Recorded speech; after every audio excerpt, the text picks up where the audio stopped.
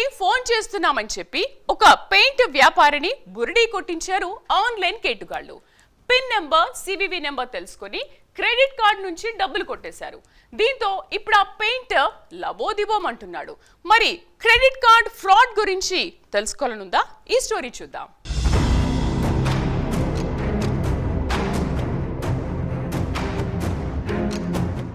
తాండూరు పట్టణంలో శివాజీ చౌక్ ప్రాంతంలో కరణ్కౌట్ గ్రామానికి చెందిన మహేశ్వర్ రెడ్డి గత కొంతకాలంగా పెయింట్ వ్యాపారం చేస్తున్నాడు. ఎస్బీఐ బ్యాంకులో క్రెడిట్ కార్డు కోసం అప్లై చేసుకున్నాడు మహేశ్వర్ రెడ్డి. వారం క్రితం మహేశ్వర్ రెడ్డికి ఎస్బీఐ బ్యాంక్ నుంచి క్రెడిట్ కార్డు మంజూరైంది. బ్యాంక్ నుంచి 90,000 లిమిట్తో కార్డు తీసుకున్నాడు మహేశ్వర్ రెడ్డి.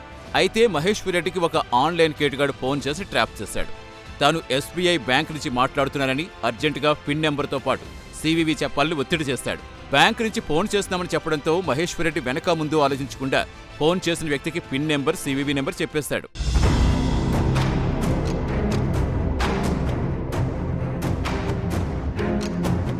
మహేశ్వర్ రెడ్డి ఫోన్లో పిన్ నెంబర్, సివివి నెంబర్ చెప్పిన కాసేపటికే అతడి క్రెడిట్ కార్డు నుంచి డబ్బులు డ్రా చేసినట్టుగా మెసేజ్ వచ్చింది.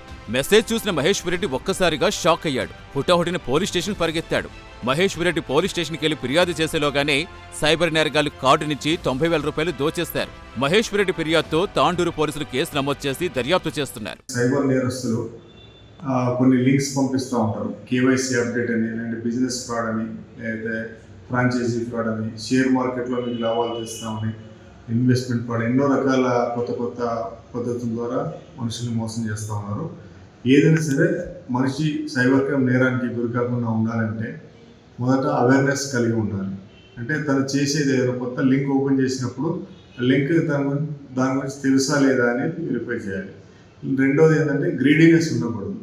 ఈరోజు 1000 రూపాయలు ఇన్వెస్ట్మెంట్ పెట్టండి, మీకు రేపటికల్లా 300 వస్తుంది అంటే ఒకటే రోజులో 300 లాభం కల్పించి ఇస్తాను అనేది డెఫినెట్గా 100% మోసపూరితమే.